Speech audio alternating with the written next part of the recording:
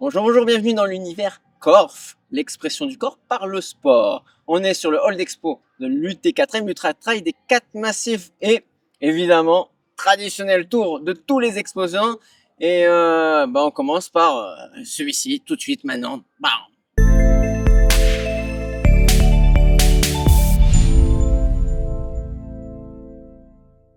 Okay. Les sportifs, je viens à l'éclairage. Gollum, c'est lui, c'est ce monsieur. Je sais pas, je prononce bien? Je sais pas Gollum, moi je prononce Gollum. Après, généralement, ce que je dis, c'est tant que vous achetez, vous pouvez prononcer comme Achète. Non, bah, évidemment, il y a le petit jeu de mots, mais Gollum, il y a la signification go, aller, évidemment en anglais, et puis lum, lumière, lumens. Ça marche bien, du coup, aussi bien en français qu'en anglais, donc voilà. Cool, c'est cool. Première histoire. Qui es-tu? Deuxième histoire. Deuxième histoire. Donc, qui je suis? Adrien. Je suis le fondateur de la marque. J'allais commencer à te raconter la petite histoire qu'on a avec l'UT4M spécifiquement, puisque c'est une course qui me tient un petit peu à cœur parce que on a commencé à commercialiser par une UT4M. D'accord. En 2018. Du coup, pour nous, c'était le grand révélateur, un peu notre coming out, tu vois, où on présentait et on s'attendait à voir un peu les réactions première, tu vois, d'utilisateurs potentiels. Du produit grand fini. Public là, fini, ouais, d'accord. Du produit fini, on n'avait pas encore une grosse production quand même, donc on s'est vite fait dévaliser et puis on a pris des précommandes aussi pour les. C'est là, ça se fait plaisir. Ouais, c'était juste cool, avant le grand drame. C'est ça. Et puis, non, franchement, on a eu des retours et un accueil qui ont été top, direct. D'accord. On a fini rincé, vraiment. Je pense qu'on a laissé beaucoup d'énergie pour lancer le truc à temps, pour la communication, pour tout ça. Et puis, c'est vrai qu'on a eu un accueil vraiment super. Et tu vois, on a rencontré des gens dès cette année-là, comme je parlais de Claire Banvart. Ouais. La première fois, elle était passée sur le stand, elle avait vu le truc. Et puis, il se trouve que comme elle avait fait, alors je sais plus quel format elle avait fait, mais elle avait gagné. Sans doute une petite course, genre 300 km. Ouais, sans doute une petite. Mais cela dit, c'était encore l'époque où elle débutait. Mais pour elle et pour Claire, débuter, c'est déjà dans plus de 100 km, parce que sinon, c'est pas drôle. Minimum. Et elle avait gagné la première génération de Gollum. Et elle est passée tout à l'heure, elle l'a sortie, elle m'a dit, regarde, je l'ai encore au fond du sac. Elle court avec les nouvelles, mais elle l'a encore celle-ci. Elle me dit, celle-là, je la garde, c'est mon porte-bonheur. Excellent. Si tu passes par là, on te salue. Pareil, Luca Papi, rencontré aussi sur l'UT4M. Donc il y a une vraie petite histoire. Voilà, il y a une vraie petite histoire autour de l'UT4M pour nous. Et puis ça fait 7 ans que ça dure, quoi. Super. Ouais. Et est-ce que tu as de la nouveauté? Ou à nous présenter, parce que dans le magazine, on t'a pas encore présenté. Ok, j'ai de la nouveauté. Donc les deux modèles qui sont présents ici là sont la 3e génération. Donc tu vois, depuis 2018, là on est sur la 3e génération des modèles Pium. Donc Pium 3 ici, la modèle noir, et Pium Plus 3. La petite différence entre les deux modèles, c'est que sur celle qu'on appelle Plus, c'est qu'il y a ce qu'on appelle assez vulgairement des modes intelligents, mais qui sont en réalité des modes auto-adaptatifs en fonction de la vitesse et du terrain. Vitesse et terrain. Ouais. En fait, vas-y, explique-nous. Là, je te regarde avec des gros yeux. Là, t'es curieux, là. En fait, l'idée, c'était de chercher un moyen d'optimiser l'autonomie. Notre objectif, dès le départ, c'était d'être sur des lampes frontales qui sont des lampes frontales haut de gamme. De plus en plus, là, avec la maturité de produits qu'on a, on est vraiment sur des modèles qui sont hyper fiables, donc d'une durabilité vraiment pensée pour ça, avec une volonté d'être utilisé sur de l'ultra-distance, donc aussi bien ultra-trail que ultra-cyclisme, et puis dans des conditions extrêmes. Donc soit effectivement on est présent, enfin la Gollum, j'aime bien dire qu'elle a sa place dans ces conditions-là, dans les conditions d'ultra-distance, ou dans des conditions extrêmes. Typiquement un mec qui va faire la traversée du Groenland à ski, tu vois, voilà, des choses comme ça. Voilà, des trucs plutôt hors normes. et donc du coup, ça veut dire de la fiabilité, du confort, de l'autonomie. Et de la simplicité aussi. Et de la simplicité d'usage. Ça, c'est un truc qui, pour nous, est hyper important. C'est tous les choix qu'on fait, ils sont tournés sur l'ergonomie et sur la facilité d'utilisation. Pour que dans des conditions extrêmes, tu vois, même la façon de gérer ton changement de batterie, que tu y passes le moins de temps possible, que même avec les gants ou avec des doigts gelés, tu puisses le faire. Enfin, bref, des petits détails comme ça, mais qui ont leur importance le jour où tu en as besoin. Et donc, pour en revenir à ta question de tu me fais sacrer, là. comment fonctionne ce fameux mode intelligent, en fait, la technique elle-même est relativement simple. C'est par un accéléromètre. Oui, d'accord. donc qui du coup lui mesure les mouvements.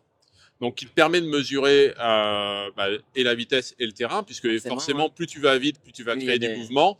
Plus tu es sur un terrain escarpé avec un profil bien technique, là aussi, tu vas créer du mouvement. Ah oui, oui, d'accord. Ok. Et l'exemple que j'aime bien donner, c'est que typiquement, tu te fais une grosse descente, donc là, tu as besoin d'éclairer plein phare. Derrière, tu fais une montée, là, tu n'as plus besoin de cette intensité-là. Sauf qu'avec la fatigue, avec la perte de lucidité, ou bien juste parce que tu ne penses pas, tu oublies de redescendre l'intensité, et donc tu crames de la batterie pour rien.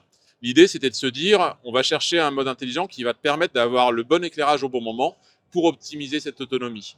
Et donc, c'est ce qu'on a fait en développant un algorithme, voilà, en développant un algorithme qu'on a d'ailleurs repensé sur cette génération de Gollum avec Luca Papi, puisque lui avec déposé alors.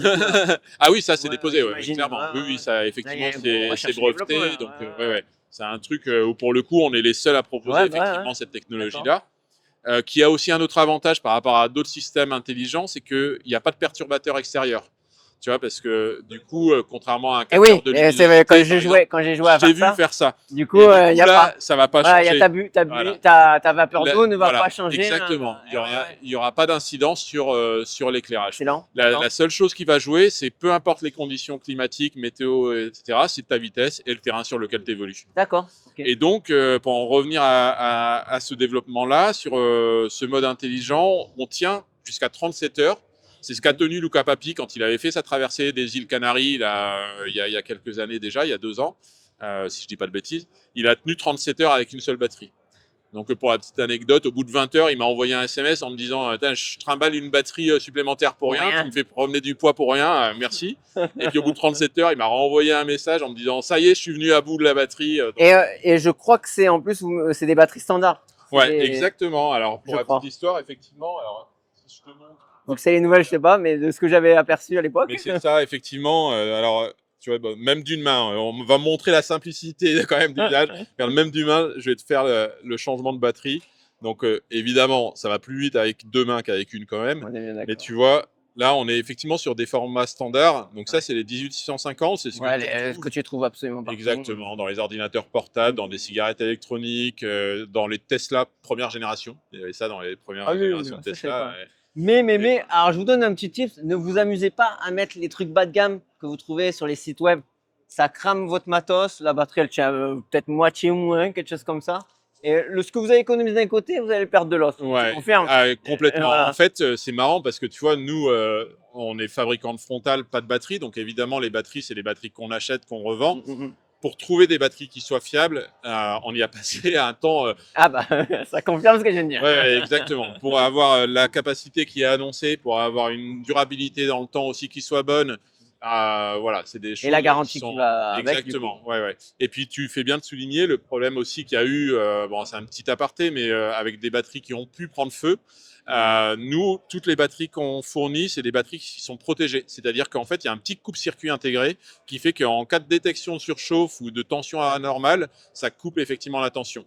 Donc du coup, là, tu n'as pas ce risque-là. En plus, comme c'est un élément que tu portes sur la tête, tu n'as pas intérêt à ce que ça s'enflamme. Ouais.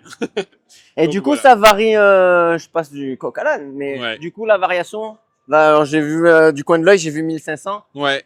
Max 1500 donc. Ouais, c'est ça. Et ça descend quoi à 200 Alors le premier palier, on est à 40 lumens même. Donc 40, d'accord. On a 5 paliers d'intensité. Genre tu marches sur le bitume, elle va se mettre à 40. Ouais, alors en fait, là tu vois, là je l'ai démarré, là je démarre en fait directement en mode intelligent, priorité autonomie. Là, je suis à l'arrêt, elle éclaire peu. Si je commence à créer du mouvement, tu vois l'intensité qui augmente instantanément. Et dès que je ralentis, tu vois l'exemple que je te donnais, là, tu imagines que tu es dans la montée, et ben l'intensité est redescendue. D'accord, ok, ouais, tu es vraiment lié à ton accéléromètre. C'est ça. Okay. Et puis après, effectivement, comme toute frontale classique, tu peux être en mode manuel. Si tu as besoin de trifouiller ton exactement, et tu vois, ou même si tu préfères à un moment, pour une raison ou une autre, être en mode manuel, et ben là, j'ai mes 5 paliers d'intensité où je vais jusqu'à 1000 lumens, et après, peu importe à l'intensité que je suis ou même en mode intelligent, je peux faire un passage en mode boost et c'est là où je suis à 1500 lumens. D'accord. Voilà. Okay. Et là, l'idée de ce mode boost, c'est par exemple, tu vois, t'es perdu, tu cherches des balises. Voilà, ça arrive pas, ça. Ça peut t'aider à te retrouver. Ok, merci beaucoup pour cette présentation. Avec grand plaisir. Je pense qu'on va tester un peu plus en profondeur l'histoire. Merci beaucoup. Avec plaisir. J'espère que cette interview vous aura plu. Si vous a plu, et même si vous a pas plu, vous pouvez vous exprimer. Ça se passe en commentaire. On s'abonne sur les différents réseaux sociaux. Je vous dis à plus dans les sentiers. Bougez votre corps, faites du sport. Corf.